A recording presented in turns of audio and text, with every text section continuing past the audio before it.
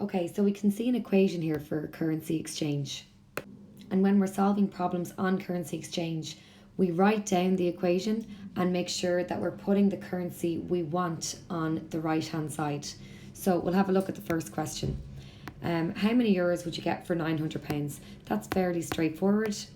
So the currency we're looking for is euros. We look at our equation and euros is on the right hand side. So we don't need to change anything around there. We're happy with the euros on the right hand side. So we want to find out how much of that we'll get for £900. So very simply then we multiply both sides by 900. So on the left hand side we get our £900, and in euro that's going to equal 1080.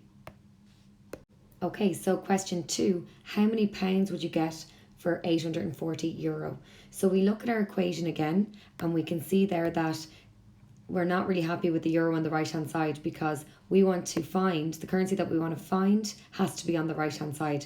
So we are going to rewrite the equation so that it is €1.20 is equal to £1.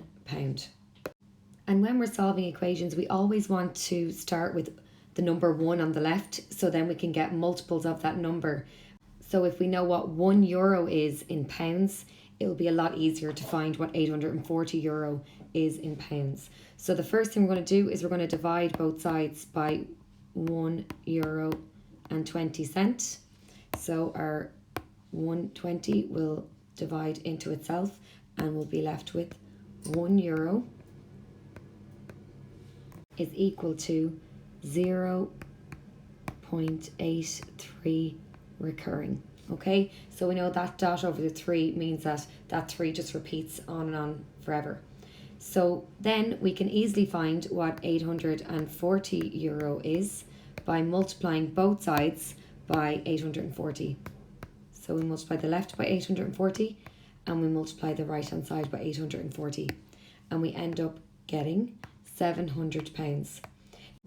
So if you just put in 0.83 into your calculator and you didn't put the recurring number at the top of the 3, you won't end up getting £700.